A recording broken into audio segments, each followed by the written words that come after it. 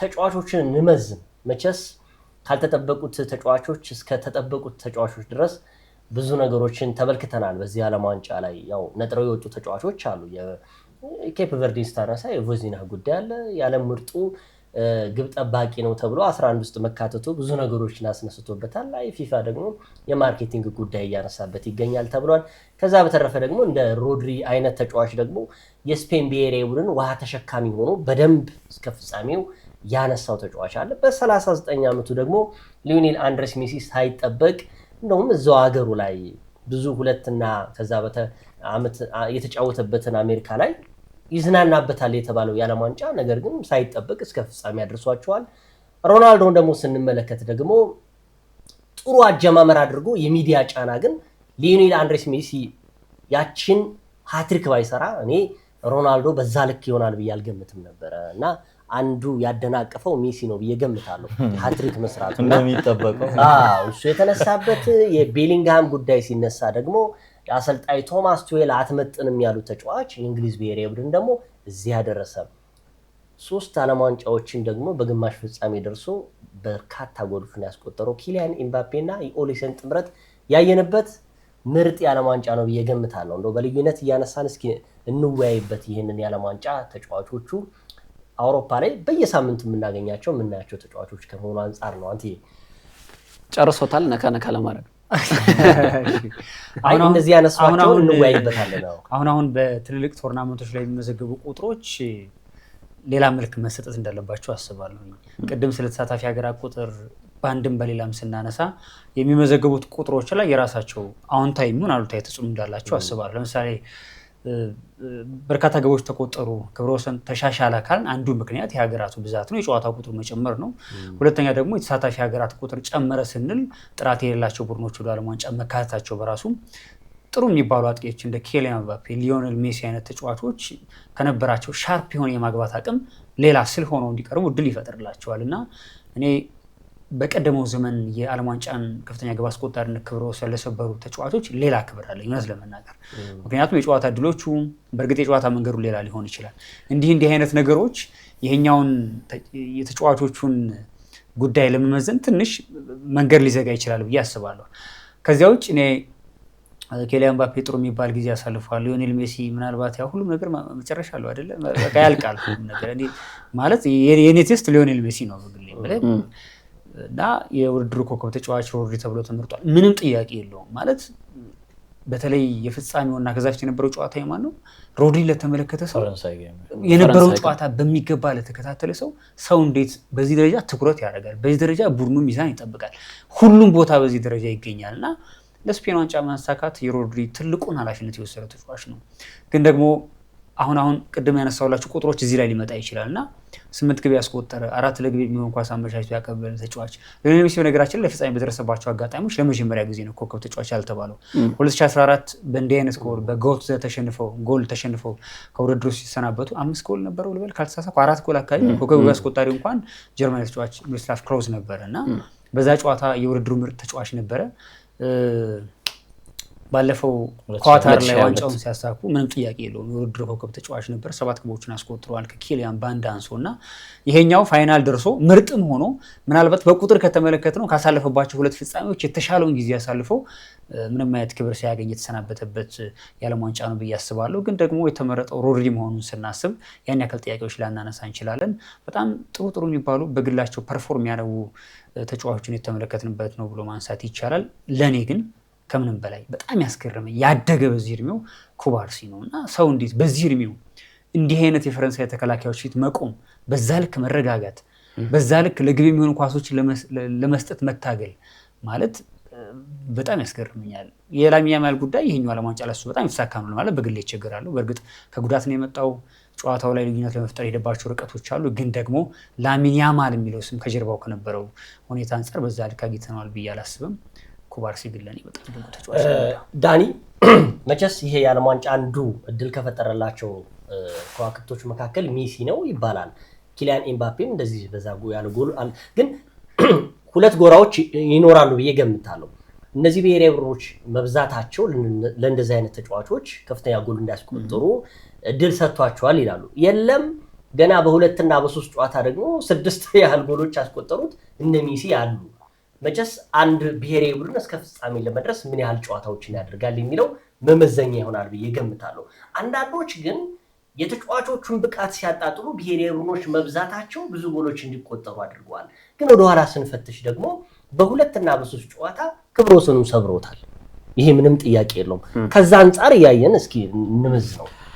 ያ እኔ አንድ የምስማማበት ባለፈው መዝጊያ የጨዋታው ፍጻሜ 2 ላይም ስንሰራ ማጠቃለያችን ላይ ስናወራ የነበረው አንድ ነጥብ ፋይናሉ ላይ ምንም አይነት አውትካም ቢኖር ጌሙ የውድድሩ ኮከብ ሊዮኔል ሜሲ ሊሆን ይገባዋል የሚል እምነት ነበር ይፈቀድ እያወራን ያለ ነው። አሁን ምንጠራቸው ተጫዋቾች ኪሊያን ኤምባፔ፣ ሚሼል ኦሊሴ፣ ራሱ ሮድሪ ብዙ ተጫዋቾችን መጥቀስ ይችላል። ጁድ ቤሊንጋም፣ ሃሪ ኬን፣ ሃላንድ ከዛ ከነዚህ ተጫዋቾች ጋር ድጋሚ ስሙን እየጠራን ያለ ነው። አንዴ 39 ዓመት ተጫዋች ነው። 39 ዓመቱ ላይ ነው። አሁንም አርጀንቲና ግብ ስትፈልግ ለአርጀንቲና ግብ የሚሰጠው ተጫዋች ነው። አርጀንቲና ግብ ለማስቆጠር ሲቸግራት እሱ ግብ እንኳን ባያስቆጠር የግብ ዕድል ስለሚፈጥረው ተጫዋች ነው። አብዛኞቹ ሜትሪክሶች አምጥተን ስንወያይ በስፔን ብሔራዊ ቡድን ብዙ የግብ ዕድል የፈጠረው ተጫዋች ሌላ ነው። ብዙ ግብ ያስቆጠረው ተጫዋች ሌላ ነው። ብዙ አሲስት ያደረገው ተጫዋች ሌላ ነው። ብዙ ድሪብል ያደረገው ተጫዋች ሌላ ነው። ብዙ ጥሩ የተሳኩ ፓሶችን ያደረገው ተጫዋች ሌላ ነው። ሮድሪ አለ እዚህ ውስጥ፣ ኦያርዛባል አለ፣ ባዬና አለ፣ ላሚን ያማል አለ እና የሆኑ ጉዳዮችን የሚከፋፈሉት ተጫዋቾች አሉት። የእንግሊዝ ብሔራዊ ቡድን ላይም ብዙ ፓስ የሚያደርጉት ሌሎች ተጫዋቾች አሉ። ማርክ ጉዌ እዚህ ውስጥ አለ ወይ ኤንሪ ኮንዛ አለ። ብዙ ድሪብል የሚያደርጉ ወይም እድል የሚፈጥሩ ተጫዋቾች ላይ እንደነ ቡካዮ ሳካ እና ኖኒ ማድዊክ ያሉ ተጫዋቾች ስማቸውን አካቷል። አንቶኒ ጎርደን ጨምሮ ግብ ማስቆጠሩ ላይ ደግሞ ሃሪ ኬን እና ቤሊንጋም ትልቁን ስራ ሰርተዋል። ፈረንሳይ ላይ ግብ ዕድሎችን የሚፈጥረው ሚሼል ኦሊሴ ነው። ግቡን የሚያስቆጥረው ኪሊያን ኤምባፔ ነው። ቀጥሎ ያለውን ስራ ዴምቤሌ ይሰራል። ብዙ ድሪብል የሚያደርገው ዴምቤሌ ነው። ብዙ ሙከራዎችን የሚሞክረው ኪሊያን ኤምባፔ ነው እያለን እናወራለን። ብዙ ኢንተርሴፕት የሚያደርጉ ሌሎች ምናምን ተጫዋቾችን እንጠራለን። ፖርቹጋል ላይም ተመሳሳይ አለ ውድድሩ ላይ እስክትወጣ ድረስ። ልክ ሁሉ እነዚህ ነገሮች መመዘኛዎች ጨርሰ አርጀንቲና ጋር ስንመጣ ብዙ ድሪብል የሚያደርገው ሜሲ ነው። ብዙ ፓስ የሚያደርገው ሜሲ ነው። ብዙ ግብ የሚያስቆጥረው እሱ ነው። ብዙ አሲስት የሚያደርገው እሱ ነው። ብዙ ቻንስ ክሬት የሚያደርገው እሱ ነው። የቡድኑ ሁሉ ነገር። ከዛ አርጀንቲና ያለ ሊዮኔል ሜሲ ነጥለ ብታወጣት ለፍጻሜ ያደርስ። ብዙ ኮንስፓይሬሽኖች ሊነሱ ይችላሉ፣ ግን ያለሱ የግራ እግር ምታት አርጀንቲና ለፍጻሜ ያደርስም ነበር። ስለዚህ እኔ ከምንም አይነት አውትካም ጋር ፍጻሜውን ማንም ያሸንፈው የውድድሩ ኮከብነት ይገባው የነበረው ሊዮኔል ሜሲ ነው። ይሄንን ስናወራ የሮድሪን የላቀ ሚና እያሳነሰን አይደለም። ሮድሪ በጣም ድንቅነቱን አይተናል። ስፔን የጀርባ አጥንቷ ሮድሪ መሆኑን ተመልክተናል። ግን ደግሞ ሮድሪ ያ ቡድን በጣም ጠንካራ ሆኖ እንዲቀጥል በማድረጉ ውስጥ ደግሞ ለስፔን ፋይናል አውትፑቶች ሌላ ተጨማሪ ግብአትን የሚጨምሩ ተጫዋቾች ነበሩ። ልክ አንድ እጅ ብቻውን አያጨበጭብም እንላለን። ስለዚህ ስፔን 2 እጅ ያስፈልጋት ነበር ለእያንዳንዱ ነገር። አርጀንቲና ላይ ስትሄድ ግን በአንድ እጁ የሚያጨበጭብ ተጫዋች ነበራት፣ ሁሉን ነገር በማድረግ ጎሎችን እየሰጣት የግብ ዕድሎችን እየፈጠረ ጌሞቹን እስከ መጨረሻው። ለምሳሌ እያንዳንዱ ጌሞች ብንመለከት አሁን ብዙ ጌሞች ላይ አይተነው ሊዮኔል ሜሲን ከልጅነቱ ጀምሮ እያንዳንዱ ጌም ላይ አይተን ድሪብል ሲያደርግ አይተነዋል። ተጋጣሚን እንደፈለገ ሲያሸብር አይተነዋል። አሁን ያ የሚያሸብርበት ፍጥነት ላይ አይደለም። ግን ሊዮኔል ሜሲ ምን ጨምሮ መጣ? እኔ አይቼው ማላውቀው ክሮሶች አሉት። ከየት እንዳመጣቸው አላውቅም። እኔ በዘመኔ ስመለከት በተለይ የመጨረሻዎቹ ደቂቃዎች ላይ ብዙ ጌሞች ምናልባት ዳኒ የብልጠትም ይሆን አሁን ለምሳሌ እንደ በፊት ተሯርጦ የማይጫወተው ሜሲ ኳሶችን ወደ መስመር ብዙ ጊዜ እያደረጉ ለአርጀንቲና ግብ ያስቆጠሩባቸው መንገዶች ትልቅ ዕድሎችን ፈጥሯል። ምናልባት በብልጠት ወይ ደግሞ ራሱ ያመጣው አዲስ ታክቲክ የሚመስል ሆኖ ነገር ግን ወደ መስመር በደንብ ታኮ እየወጣ ኳሶችን እየተቀበለ ከአማካይ ስፍራ ተጫዋቾች ክሮስ አድርጎ ክሮሶቹ ደግሞ እጅግ በጣም የተሳኩና የትኛውም አይነት ተጫዋች ምናልባት ከነ ጆን ስቶንስ እና ዘለው የሚገጩበትን ድሮም ቢሆን ሊዮኔል ሜሲ ከኳስ ጋር ያለው ሜሲ እና ከኳስ ውጭ ያለው ፍጹም የተለያዩ ናቸው አይደል? ይሄ አብዝቶ የሚሮጥ ተጫዋች እኮ አይደለም ሊዮኔል ሜሲ ማለት ግን በክሮስ ደረጃ ግን ብዙ ጊዜ ዳኒ እንዳለው ያን ያህል እንትን አልነበረም። ሞር የምናውቀው ሜሲ ሃፍ ስፔሱን ለማጥቃት ከማምረጥ ይልቅ ሴንተር ፒቹን ለማጥቃት ስለሚሞክር ከበስተጀርባ የሚሮጥ ተጫዋች ሲያገኝ ያንን ስፔስ ሲያጠቃ ተመልክተናል። ቆንጆ ፓሶች አሉት። እኔ ከዣቪ እና ከኢኒየስታ ያልተናነሱ ፓሶች ነበሩት ሊዮኔል ሜሲ የጀርባ ላይ የሚሮጥ በተለይ ጆርዲ አልባን ኔይማር ጁኒየር ፔድሮ ዳቪድ ቪያን የሚመለከቱ ሩጫዎች ነበሩ ፓሶች ነበሩት እዚህኛው ላይ ግን የጨመረው ልክ ብዙ እንደማይሮጥ ይታወቃል ግን ጌሙ ሲከብድ ምን ያደርገዋል አሁን ፔፕ ጋርዲዮላም ሊዮኔል ስካሎኒም አንድ የሚያነሱት ነገር አለ ሊዮኔል ሜሲ ኮች የምታደርገው ተጫዋች አይደለም አንዳንድ ትዊኮችን ነው የምትቀይረው ለምሳሌ የግብጽ ጨዋታ ላይ መሃል ሜዳው ላይ እሱ እንዳይጫወት አድርገውታል ስለዚህ አርጀንቲና የግብ ዕድል እየፈጠረች አይደለም ወደ መስመር አወጡት ነፃነቱን ሰጡት ነፃነት ስትሰጠው ጌሙን ያበላሽባል ይጨርሳል እንግሊዝ ላይ በተመሳሳይ ወደ መስመር አወጡት አሁን እንግሊዝ ያ ሁሉ ተከላካይ ደርድራ ስፔንስን ኒኮ ኦራይሌን ሰብስባ ዳምበርን ይዛ ሊዮኔል ሜሲን መያዝ አትፈልግም ነበር ሊዮኔል ሜሲ ፓስ የሚያደርግበት ነፃነት ተሰጠው ነበር በእግር ኳስ ትልቁ ኃጢያት ትልቁ ስህተት ሊዮኔል ሜሲን ስፔስ መስጠት ነው አይደረግም አይደለም ስፔስ ሰጥተው ስፔስ ሳሰጠው ምንም ማድረግ እንደሚችል አይተናል የግድ የመሮጫ ስፔስ የሚፈልግ ተጫዋች አይደለም ጥቂት ነገር እድል ካገኘ እንደሚያጠፋ ይታወቃልና የውድድሩ የ39 ዓመት ተጫዋች በዚህ ለህቀት 20 እና 25 ላይ ወይም 26 ዓመት ፒካቸው ላይ ካሉ ተጫዋቾች ጋር ሲፎካከር መመልከት በራሱ ውበት አለው ያውም የፔናልቲ ኮንቨርሽን ሬቱ በጣም አስቀያሚ ነው ሊዮኔል ሜሲ አንድ ደካማ ነገር ካለው ፔናልቲ ያመታቱ ነው ብዬ ነው ምገልጸው እነዛን ፔናልቲዎች ምናምን ባይሰጥ ይሄ ተጫዋች የውድድሩ ኮከብ ጎል አስቆጣሪ ሆኖ ወይም ደግሞ እኩል ሆኖ የሚጨርስበት እድል ምናልባት እና በርካቶቹ ያው የፍጹም ቅጣት ምት ስተዋል እኮ ኮከብ ጎል አስቆጣሪዎች ነው ሃሪ ኬንም ስተዋል ኪሊያን ምባፔም አንደስቷል ሞሮኮ ጋር ራሱ ግን ደግሞ በራሱ የፔናልቲ ችግር አለበት ከድሮም የቆየ ነገር ነው ያለወጠው ነውና እዚህ ውድድር ላይ ደግሞ በጣም በሚያሳብቅ መልኩ ለግብ ጠባቂዎች አመቺ በሆነ መንገድ ይሰጥ ነበር ፍጹም ቅጣት ምት ስንመለከት የነበረው የኦስትሪያ ጨዋታ ከዛ የግብጽ ጨዋታ ላይ ያንን ስንመለከት ነበርና ከዛ ውድድሩን አይቶ ለየትኛውም ሰው ድምዳሜ ለመስጠት ከባድ አይመስለኝም ሮድሪ ምርጥ ተጫዋች ነው አዎ ሌላም ምርጥ ተጫዋች ልንጠቅስ እንችላለን ግን የውድድሩ ኮከብ ተጫዋች ያለምንም ጥርጥር ሊዮኔል ሜሲ መሆን ነበር ጥያቄ አለ በዛው ያይቀጥል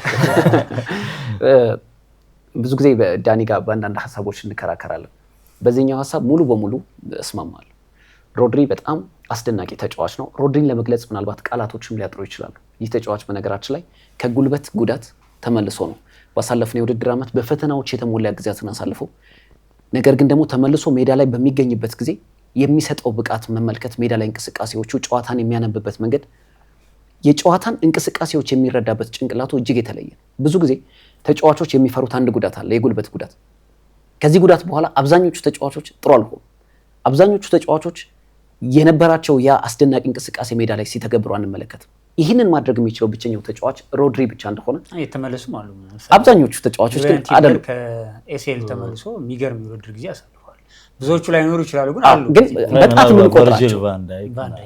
በጣት ምን ቆጥራቸው ተጫዋቾች ናቸው የአማካይ ስፍራ ተጫዋቹ ነው ደግሞ ያንን ኃላፊነት መወጣት ልክ እንደ ሮድሪ መሆን አለበት ብዬ አስባለሁ ግን በ39 ዓመቱ በ39 ዓመቱ ያን ያህል እንቅስቃሴ አስደናቂ እንቅስቃሴ ዳኒ በደንብ ገልጾታል ስለ ሊዮኔል አንድሬስ ሜሲ ምክንያቱም ቃላቶች ብደረድርለት ልትገልጸው ማትችል ኮከብ ነው ባጭሩ ለመግለጽ የእግር ኳስ ውብ ስጦታ ብዬ ነው የምገልጸው ሊዮኔል አንድሬስ ሜሲ በዚህ ዓለም ዋንጫ ላይ በ39 ዓመቱ እነ ላሚን ያማል ባሉበት እነ ኪሊያን ምባፔ ፕራይም ታይማቸው ባሉበት እነ ኤርሊንግ ሃላንድ በጣም ፕራይም ታይማቸው ነው በሚባልበት ጊዜ ግን ትልቁ የመነጋገሪያ ርዕስ ሊዮኔል አንድሬስ ሜሲ መሆኑ ያስደንቃል ግን በዓለም ዋንጫው ላይ የሄደበት ሀገሩን ተሸክሞ የመጣበት መንገድ ግን ለኮከብነት ካለፉት ዓመታት ይልቅ ምናልባት በዚህ የተመለከትነው ሊዮኔል አንድሬስ ሜሲ ከጫና ነፃ የሆነው ነው ምክንያቱም በ2022 የግዴታ ማሸነፍ የነበረበት ሀገሩ ከ36 ዓመታት በኋላ ከዚህ ዋንጫ ጋር የማገናኘት ትልቅ ኃላፊነት የተጣለበት ብዙ ጊዜ በዓለም ዋንጫ መድረኮች ላይ ተገኝቶ ሀገሩን ስኬታማ ያላደረገበት ጊዜ ነበር በዚህኛው ዓለም ዋንጫ ግን ቅድም ይገኝ እንዳለው ለተዝናኖትም ይመጣል ተብሎ ነበር የተጠበቀው ምክንያቱም እስከ መጨረሻው ሰዓት ድረስ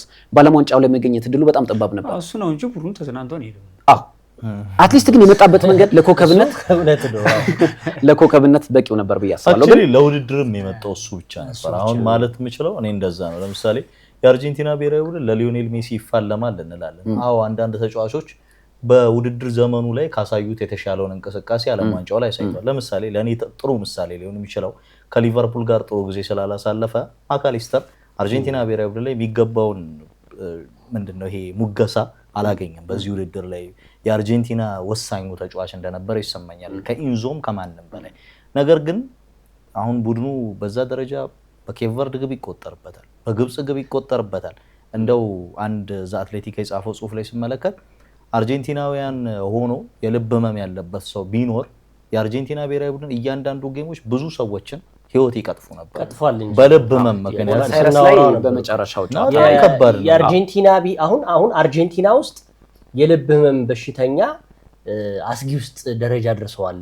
ምክንያቱም አርጀንቲና አፈር ለሳ ነው የምትነሳው። እንግዲህ ያለፉትን በርካታ ጨዋታዎች ስንመለከት ከምድብ ጨዋታ በኋላ ምቾት ያሸነፈ ደቂቃ እየተጫወተች ከእንግሊዝ ጋር የነበረውን ከግብጽ ጋር የነበረውን ከኬፕ ቨርድ ጋር የነበረውን በቃ አበቃላት ተብሎ ስትነሳ የልብ ኬዝ ያለባቸው ሰዎች ድንገት ይቆማሉ አርጀንቲና ውስጥ። በዛ ልክ ደግሞ የልብ ሐኪሞች ደግሞ አርጀንቲና ውስጥ በልጽገዋል። ምክንያቱም ያን ኬዝ እየመረመሩ ነው የሚል ዘ አትሌቲክ ያወጣዋል። እንደው የመጨረሻ ጉዳያችን እናድርገው እዚህ ዓለም ዋንጫ ላይ እና ይሄ ሁሉ ሆኖ ተጠናቀቀ ጨዋታው። መቼስ በዚህ የዓለም ዋንጫ ላይ ምርጥ 11 ደግሞ ይወጣል። ፊፋ ምርጥ 11 ናቸው ብሎ ያወጣቸው ብዙ ያልተስማሙባቸው ብዙዎቹ ደግሞ ያስማሙ 11 ምርጦች ነበሩ። በምሳሌነት እኔ ያው ምንም ጥያቄ የለውም በግብ ጠባቂው ላይ ማርኬቲንግ ተሰርቷል። ትናንትና ተጠቅሰው ነበረ የቮዚና ኬፕ ቨርዴ በዚህ የዓለም ዋንጫ ላይ ትችላለህ ተብሎ የተጠቀሰው ወይም ደግሞ ግብ ጠባቂ ጥሩ ነው የተባለው ፊፋ የጠቀሰው ይህን ተጫዋች ነው። በርካቶች አልተስማሙም፣ እኔም ያልተስማማሁበት ነው። ምክንያቱም በአንድ የውድድር ዘመን ላይ እንግዲህ በዚህ በቶርናመንቱ ላይ አንድ ጎል ብቻ የተቆጠረበት የስፔን ብሔራዊ ቡድን ኡናይ ሲሞኔ አለመመረጡ በርካቶችን ያስተዛዘበው ሆኗል። ይሄም ደግሞ እንዳንዱ ደግሞ የውድድሩ ምርጥ ግብ ጠባቂ ብሎ ራሱ ፊፋ መርጦታል። አሁን ደግሞ ምርጥ 11 ውስጥ አለመካተቱ ደግሞ ክላሽ አድርጓል እየተባለ ይገኛል። ይሄ አንዱ ነው። ሁለት መላስ ነው። አንዱ ይሄ ነው በነገራችን ላይ። ከዛ በተረፈ ደግሞ ተከላካዮቹን ስትመለከት አሁንም የማልስማማበት ምንም ጥያቄ እኔ እንደው በትንሹም በኩል እንኳን እንደው ቢሆን ከአራቱ 3ቱ ስፔኒያኖች መሆን ነበረባቸው ብዬ ገምታለሁ። 2ቱ ገብተዋል። አንዱ የፔሮ ጉዳይ የሚነሳ ነው። ቶተንሃም በርካታ መጥፎ ጊዜያቶችን ያሳለፈው በስፔን ብሔራዊ ቡድን ተፈላጊነት ያገኘው እሱ ምንም ጥያቄ የለውም። ከዛ በተረፈ ግን የኢንዞ የማርቲኔዝ ሲነሳ ለብዙዎቹ አሳማኝ አልነበረም። ቅድም ዳኒ ሲያነሳ ነበረ አርጀንቲና በዚህ ውድድር ላይ ምን ያህል ጎሎች ተቆጥሮባታል? 7 እና 8 የተቆጠረበት ብሔራዊ ቡድን አንተ ትችላለህ ተብሎ በምርጥ 11 ውስጥ ሲካተት ስላቅ ነው እየተባለ ይገኛል። ምክንያቱም የኩባርሲ ጉዳይ ሲነሳ ይሄ ደግሞ አንተ የምንጊዜም ወጣት ምርጥ ተጫዋች ነው ብሎ ፊፋ ተሸልሞታል። የውድድሩ 11 እሱ ደግሞ አልተካተትክም ተብሏል። ይሄ ደግሞ ክራሽ ያደርጋል። ሌላው ደግሞ የሚነሳው ነገር ደግሞ ያው የአፒካማኑ እሱ አሁን አፍ ያስያዘ ጉዳይ ነው። በነገራችን ላይ ለብዙዎቹ በፍጹም የማይገባ የተባለው ነው። አሁን እዛ ላይ የምታስቀምጧቸው ተጫዋቾች ሊኖሩ ይችላል። የፈረንሳይን ብሔራዊ ቡድን ተውትና ሳሊባ ሊቀመጥ ይችላል እየተባለም ይገኛል። እዛ ላይ በዛች ቅጥበት ውስጥ ጉዳት ባያጋጥመው ፈረንሳይ ላትወድቅ ትችላለች እየተባለም ይገኝ ነበረ። የጀርባ ህመም አጋጥሞት ሲወጣ ሳሊባ። ከዛ በተረፈ ግን የኩኩሪያ ምንም ጥያቄ የለው። ከፊት ያሉት ግን ከወገብ በፊት በላይ ያሉ ተጫዋቾች ሁሉም ሊስማሙበት ይችላል ብዬ ገምታለሁ። እንደውም የኤርሊንግ ሃላንድ የኪሊያን ኢምባፔ እና የሜሲ ጥምረት እንደውም የዓለማችን ውዱ ጥምረት ነው የተባለለት እሱ ያስማማል። እና መሀል ላይ ያሉትም ምንም የጁዲ ቤሊንግሃም የሮድሪና እንደዚሁም ደግሞ የማይክል ኦሊሴ ጉዳይም ሲነሳ ተመሳሳይ ነው ብዬ ገምታለሁ። እናንተ ግን ከኔ ለየት የሚያደርግ ደግሞ ካላችሁ እንወያይበት ብዬ ነው። እኔ እውነት ለመናገር አይ ቲንክ አውሮፓ ሻምፒዮንስ ሊግ ምርጥ 11 2000 ስንት እንደሆነ ረሳሁት። እንዴት አወዛጋቢ ነገሮች እንደነበሩ አስታውሳለሁ። ግን ምንድነው በዚህኛው ዓለም ዋንጫ ብዙ ነገሮች በጣም ተቀራራቢ ሆነዋል እና የሀገራቱ መቀራረብ ብቻ ሳይሆን የተመለከትናቸው ከኖርዌይ ብሔራዊ ቡድን ማንሳት እንችላለን። በጣም የተቀራረበ ተጫዋቾች እንዳሉ በሚገባ ተመልክተናል። ለእኔ የማያስማማኝ ቮዝኒያ ነው። ገደብ እንዳለው በየትኛውም መመዘኛ ማለት የሞመንት ግብ ጠባቂ ነበረ። የሆኑ ሞመንቶች ላይ አስገርመውን ነበረ። በተለይ ምድብ ጨዋታዎች ላይ የተመለከትነው ቮዝኒያ ከስፔን የነበረው ጨዋታ የሚገርም ነበር፣ ምንም ጥያቄ የለውም። ግን ምርጥ 11 ውስጥ ለመግባት ግን እኔ ኡናይ ሲሞኔን አስቀምጦ በዛ ልክ ይመረጣል በፍጹም ግምቱ አልነበረም። ካስታወስክ ምርጥ 11 ሲመረጥ ፊፋ ከማውጣቱ በፊት ሌሎች መረጃዎች ወጥቶ እያየን ነው ይሄ ሊሆን አይችልም እያልኩ ነበር። አረ ነው ይሄ አይሆንም፣ ፊፋ ራሱ መውጣት ዜናውን ለማስገባት አይ ነው ፊፋ ማውጣት አለበት ምናምን ብያለሁ። እና የቦዝኒያ መካተት በግሌ በጣም አስገርሞኛል። ምክንያቱም ኡናይ ሲሞኔ የስፔን ብሔራዊ ቡድን ለዓመታት ታማኙ ሰው መሆኑ ብቻ ሳይሆን በዚህኛው ዓለም ዋንጫ ላይ በጣም የውሳኔ ሰው አንድ ግብ ብቻ የተቆጠረበት አይደል? አዎ እንዲህ አይነቱ ግብ ጠባቂ እርግጥ ነው አንዳንድ ቁጥሮችን ካነሳቸው ለምሳሌ አሁን ዴቪድ ራያን ካነሳው በእንግሊዝ ፕሪሚየር ሊግ ጥቂት ግብ የተቆጠረበት ግብ ጠባቂ ነው። ግን ደግሞ ከፊቱ ያሉት በጣም ስል የሆኑ ተከላካዮች ያሉበት በብዙ መልኩ የሚሸፈንለት ግብ ጠባቂ ነው ምናምን። ግን ደግሞ አንዳንዴ የሚያድናቸው የሚወጣበት ጨዋታውን የሚሸከምበት መንገድ ከተመለከትከው እሱ ምርጥና ላይ ጥያቄ አታነሳም። በተመሳሳይ የኡናይ ሲሞን ላይ የሆነው ነገር ለእኔ ፊፋ ትክክል እንደሰራ አይሰማኝም። የእናንተ ሰዓት ላለመውሰድ የግብ ጠባቂ ብቻ ሳይሆን የኡፓሜካኖን በተመሳሳይ እንደዛው ጥያቄ ማነሳበት ጉዳይ ነው። አንድ ግን ማንሳት እንፈልገው ሀሳብ የሊሳንድሮ ማርቲኔዝን በተመለከተ ግን በግሌ ምናልባት የአርጀንቲና ብሔራዊ ቡድን ሲበዛ የተዝረከረከ ብሔራዊ ቡድን ሆነና ምንም እንኳ እስከ ፍጻሜ የሚደርስም ልጁ ግን በግሉ ጥሩ ነበር ለመናገር ማለት ከኳስ ጋር ያለው ምቾት በጣም አስገርሞኛል። እንዳለመታደል ሆኖ ሊሳንድሮ ማርቲኔዝን በእንግሊዝ ፕሪሚየር ሊግም 5 ወይ 6 ተከታታይ ጨዋታ የምንመለከተው ተከላካይ አይደለም። ጉዳቶች የሚረብሹት በሆነ ባልሆነው ሸክላ የሆነ አይነት ተከላካይ ሆነ እንጂ ወጥ 10 እና 15 ጨዋታዎችን ብንመለከተው ሊሳንድሮ ማርቲኔዝ እኔ ከኳስ ጋር ያለው ምቾት በጣም ያስደንቀኛል። አጭር ነው፣ ልክ በቁመቱ ልክ የሚጫወት ሌሎች ነገሮችን እግሩን በሚገባ የሚጠቀም ተጫዋች ነው። አንዳንዴ አርጀንቲና ጫና ውስጥ በገባች ሰዓት ከጫና የሚወጣበት መንገድ በጣም ያስገርማል። ምንም ጥያቄ እሱ እንዳለ ሆኖ መከላከል ላይ ያን ያክል ችግር ያለበት እንደውም እሱ ማስተካከል አለበት ብዬ የማምነው ነገር ጸባዩ ሊሆን ይችላል። በጣም አግሬሲቭ ነው። ትንሽ ነገር ከነካው ካርድ ተጋለጠ ወደ እንግሊዝ ሲመጣ እናስተካክል አይደል ዳን እንጂ እኔ እናስተካክል እናደርጋለን። ምናልባት አርጀንቲና እንዲህ አይነት አስቀያሚ ጊዜ ባታሳልፍ እኔ ሊሳንድሮ ማርቲኔዝ በዛ ጉዳይ መቀመጥ ጥያቄ ላነሳበት ይችላል። ዳኒ ከሊሳንድሮ ልጀምር። ግብ ጠባቂው ልክ ነው ግን ሁላችንም እዛው ላይ ስለቆየን ቮዚኒ አሳማኝ አይደለም ባጭሩ። ሌሎች የተሻሉ ግብ ጠባቂዎች ነበሩ ማለት እንደው ፊፋ ለኡናይ ሲሞን አልሰጥም ቢል ግን የውድድሩ ኮከብ ግብ ጠባቂ አድርገህ መርጣ አንድን ግብ ጠባቂ ከዛ ግን ቋሚ 11 ውስጥ አትገባም ማለት አንዳንድ እብደት ይመስለኛል እንደዚህ አይነቱ ጉዳይ። ስለዚህ እኔ አያሳምነኝም። ከዛ የኡፓሜካኖም ጉዳይ አሳማኝ አይደለም። ሳሊባ ተጎዳ የሚለውን ነጥብ ተጎድቶም ፈረንሳይ ወድቃለች አይደል? እንደው የፈረንሳይ ጉዞ እዛ ጋር ካበቃ በኋላ ወደድንም ጠላንም ሳሊባ ነበር እንደው መመረጥ አለበት ከፈረንሳይ ብለው ካሰቡ ሳሊባ ነበር በቦታው መቀመጥ የሚል እምነት ነበረኝ። ግን ለኔ የስፔን ብሔራዊ ቡድን ሁለቱ የተከላካይ ተጫዋቾች በቋሚነት የውድድሩ ምርጥ ተከላካዮች የማይባሉበት ምክንያት አልታየኝም። ሊሳንድሮም እንዳለ ሳሊባም ኡፓሜካኖም እንዳሉ ላፖርት እና ኩባርሲ ሁለቱም በቋሚነት መጫወት ይገባቸው መመረጥ ይገባቸው ነበር። ስለ ላፖርት ብዙ እያወራን ያለን አይመስለኝም። በሳውዲ አረቢያ ከሄደ በኋላ ከአይናችን ስለራቀ ይሆናል። ከዛ በኋላ አትሌቲክ ቢልባውን በቋሚነት የተከታተለን ስላልሆነ እያወራንለት አይደለም። ላፖርት ያለው የፓስ ጥራት ብዙ ተከላካዮች ጋር የለም። አሁን በባርሴሎና እንዲፈለጉላ አድርጎታል። ላፖርት በጣም ቶፕ ተከላካይ ነው። ያ የሲቲ ቡድን ዋንጫውን ለሊቨርፑል አሳልፎ የሰጠበት የውድድር ዘመን አንድ የሚነሳው ነጥብ የላፖርት አመቱን ሙሉ የተጎዳበት አጋጣሚ ነው። ላፖርት በዚህ ደረጃ የፔፕ ጋርዲዮላ ወሳኝ ተጫዋች መሆን ችሎ ነበር። ምናልባት በስፔን ብሔራዊ ቡድን በቅርብ ዓመታት እንደ ላፖርት አይነት የጠራ ፓስ ያለው ተጫዋች ያየነው በቅርብ ዓመታት አስቶን ቪላ የምናስታውሰው ፓው ቶሬስን ይመስለኛል። ረዣዥም ጥርት ያሉ ፓሶች ነበሯቸውና እኔ ፊፋ ፔድሮ ፖሮ፣ ላፖርት፣ ኩባርሲ እና ማርክ ኩኩሬያ አራቱንም ማድረግ ነበረበት የሚል እምነት ነው የነበረኝ። ማለት የስፔን ብሔራዊ ቡድንን ቁጭ ብዬ ዊክነሱን ፈልጌ ካላገኘሁባቸው ቦታዎች መካከል አንደኛው የመከላከል ክፍሉ ነው። መከላከል ይችላሉ፣ አዎ። ግን ከመከላከላቸው በላይ ምን ያስገርመኛል፣ አራቱን ኳስ በጣም ጥርት አድርገው ነው የሚጫወቱት። ኩባርሲ መስመር ሰንጣቂ ፓሶች አሉት፣ ላፖርት ረዣዥም ፓሶች አሉት።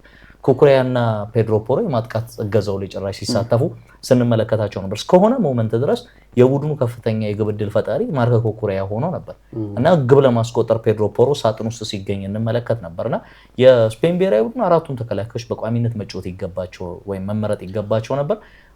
ትንሽ ቢኖር ብዬ ተመኝቼ ግን በአንዳንድ ጉዳዮች በቃ ምንም አማራጭ ያልሰጠኝ ነገር ቢኖር ምንድነው ሃሪኬን ከሃላንድ የተሻለ ቦታ ይገባው ነበር ብዬ አስቤያለሁ። ለምንድነው ይሄንን ያልኩት? በጎል ይበለጣል ሃላንድ 7 ጎሎችን ያስቆጠረው።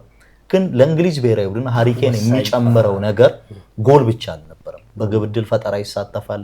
የቡድኑ የጠራው አማካይ ነው። እኔ እንደ ሃሪኬን ሲያሻው 10 ቁጥር ሲያሻው 8 ቁጥር ላይ ሲያሻው 9 ቁጥር ላይ ሆኖ የተጫወተ እንደውም ደግሞ በዚህ ውድድር ላይ ሜክሲኮ ጌም ከቀይ ካርዱ በኋላ እንዳየነው ሴንተር ባክ ሆኖ እስከመጫወት ደረሰ ይሄ ልጅ እና ለእንግሊዝ ብሔራዊ ቡድን ያለ ሃሪኬን ማሰብ አልችልም። የእንግሊዝ ብሔራዊ ቡድንን እስከ ግማሽ ፍጻሜ የደረሰበትን ሞመንት ሳስብና በትንሹ በተለይ እንግሊዝ ኖርዌይን መጣሏን ከግምት በማስገባት ቁጥሮችን ከግምት ባያስገቡና ሃሪኬን እዚህ ቦታ ላይ ኢንተርምስ ኦፍ ፐርፎርማንስ ካስቆጠራቸው ከተሳተፈባቸው የግብ ዕድሎች አንጻር ስንመለከት በሜዳ ላይ ኦቨራል ሙቭመንቶቹን ካየን ከኤርሊንግ ሃላንድ ሃሪኬን በጥቂቱም ቢሆን ያጥቂ መስመር ግን ያቺ የብራዚል ቅጽበት ትመስለኛለች ለዚህ ሁሉ መነሻ የኤርሊንግ ሃላንድ 2 ጎሎችን አስቆጥሮ ብራዚልን ልዩነት ፈጣሪነቱ ነው። ግን የዲሞክራቲክ ኮንጎም የምትወሳ ናት። ሃሪኬን ይዟቸው ይወጣል። ሃሪኬን እንግሊዝ በጣም ድንገት ነው እኮ ቡም ያደረገው እንጂ ሃሪኬን ወሳኝ ነው። ለኔ ብዙ ጊዜ ፊፋ በሚመርጣቸው ቤስት ተጫዋቾች ላይ ብዙ ጊዜ አልስማማም። ብዙ ጊዜ አብዛኛው ጊዜ አልስማማም። ለምሳሌ ነው አይ ከዛ አይደለም። ግን እንደዚህ ቤስት 11 በሚመርጥበት ጊዜ ብዙ የማይስማሙ ነገሮች በየጊዜው እንሰማለን። ለኔ ኡናይ ሲሞን ምርጥ ግብ ጠባቂ አልነበር። ምናልባት ከሁላችሁ ለመከራከር ሳይሆን ስፔን አደገኛ ሙከራዎች ሲሞከሩባት አልተመለከትም። ኡናይ ሲሞን አደገኛ ግብ መሆን ይገባቸው የነበሩ ኳሶችን ሲያድን አልተመለከትም። ቁጥራዊ መረጃዎች እንደሚያሳዩት በዚህ ዓለም ዋንጫ ላይ ከፍተኛ ግብ መሆን የሚገባቸው የግብ ንጻሬዎችን በማዳን አንደኛው ግሪጎር ኮቤል ነው የስዊዘርላንዱ ግብ ጠባቂ፣ ሌላኛው ደግሞ ኒላንድንም ተመልክተናል። ግን አሁን እንመልከት። ኡናይ ሲሞን ያሸነፈው የተቆጠረበት በውድድሩ ምን ያህል ጎል ይሄ እንዲመረጥ ግን ይሄ እንዲሆን ግን ለምሳሌ ኡናይ ሲሞን ብዙ ጊዜ አሁን በፊት አንድ ጉዳይ አስታውሳለሁ። የአማካይ ስፍራ ተጫዋቾች ኢንተርሴፕት በማድረግ ቁጥራቸው ለምሳሌ ከነ ዴክላን ራይስ ከነ ሮድሪ የሚበልጡ በትንንሽ ክለቦች የሚገኙ ተጫዋቾች ነበሩ። ያ ለምንድን ነው ካል ብዙ ጊዜ የሚጠቃው ቡድን ኳሶችን ለመንጠቅ ስለመሄድ እድሎችን ያገኛሉ። ኡናይ ሲሞንም ይሄን ያክል አደገኛ ኳሶችን ሲሞከርበት በየትኛው የጨዋታ አጋጣሚ አልተመለከተም። ለምሳሌ በፍጻሜው ጨዋታ ላይ አንድ ኦን ታርጌት አልተሞከረበት። ካልተሞከረ ግን አሁን እዚህ ላይ ለምሳሌ ኡናይ ሲሞን ልንገር አሁን አንዳንድ ጊዜ ምንድነው መሰለህ አንድን ግብ ጠባቂ ካልሞከርክበት በምንድነው ልትመዝነው የምትችለው? ለምሳሌ ይሄ ማለት እኮ ሊያፈርስ የሚችለው የውድድሩ ዓመቱ የእንግሊዝ ፕሪሚየር ሊግ ምርጡ ግብ ጠባቂ ማን ነበረ? ዴቪድ ራያ። የአርሰናል ተከላካዮች ደጀን መሆናቸው እሱን አያስመርጠውም እንደማለት ነው። እንደዛ አይደለም። ለምሳሌ በፕሪሚየር ሊግ በሴፍ ፐርሰንቴጅ ሶኔ ላመንስ በዩናይትድ ቤት ከራያ የተሻለ ሹት ፐርሰንቴጅ ነበረው። ዩናይትድ ተጋላጭነት ሎመንሰን ጥሩ ግብ ጠባቂ ያስመስሎት ሊሆን ይችላል። ግን ራያ በራሱ ያደረጋቸው አሁን ለምሳሌ የአርሰናል የመከላከል ክፍል በክሊን ሺቱ ዙሪያ ከራያ እኩል የሚጠራ ነው አይደለ? ግን እንደዛ ነው ማለት ያ ግብ ጠባቂ ምርጥነቱን አያሳይም ማለት ነው። ለምሳሌ ያዳናቸውን ኳሶች ብቻ እኮ መመልከት በቂ ነው። ይሄ ደግሞ በየትኛውም ዓለም በየትኛውም ህግ ላይ ያለው ለምሳሌ እኮ ብዙ ክሊን ሺት ታስመዘግብ ነው የውድድር ዓመቱ ምርጥ ጓንት የምታሸንፈው ሌላ እኮ የለውም። ነገር ግን የሲሞን ጉዳይ ግን ስንመለከት በክሊን ሺት ሆኖ ነው። አሁን በቶርናመንት ግን ያሳየው ብቃት ምን ነበር? ያሳየው እንቅስቃሴ ምን ነበር? ለኔ ቮዚኒያ መመረጡ ልክ እንደ ቻሪቲ ነው ፊፋ የወሰደው። ከ10 የአፍሪካ ሀገራት አንዱን እንደወከለው የሚመለከተው ለኔ የሚመለከተው ግሪጎር ኮቤል ነው። በግል የተመለከቱት ይላሉ ባለፉት በዓለም ዋንጫ ላይ ስዊዘርላንድ በጣም ድንቅ እንቅስቃሴ እንድታሳዩ ካደረጉት ግብ ጠባቂዎች መካከል አንደኛው ነው። ግሪጎር ኮቤል ካልተመረጠ ደግሞ ለኔ ኒላንድ በጣም የኖርዌይ ብሔራዊ ቡድን ግብ ጠባቂ ምርጥ ነበር።